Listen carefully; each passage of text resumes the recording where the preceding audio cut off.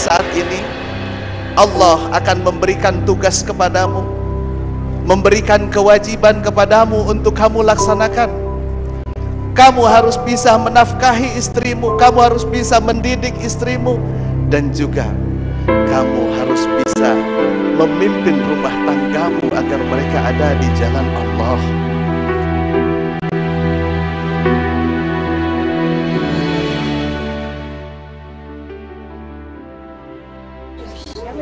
Wahai M. Yasir bin Fatahuddin deng Tata, ku nikahkan Hapsari binti Hasanuddin deng Sirua, yang mana walinya telah mewakilkan kepada saya dengan engkau, dengan mahar cincin emas dan sebinan tanah sawah tunai karena Allah.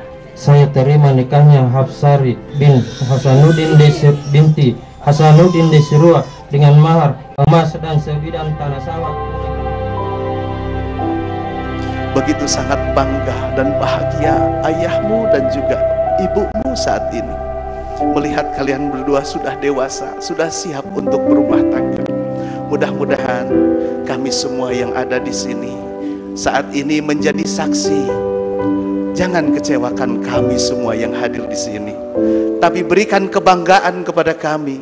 Nanti mungkin kami akan berkata, tuh rumah tangga itu sangat harmonis, sakinah, mawaddah, warahmah, bisa menjadi teladan untuk kami semua.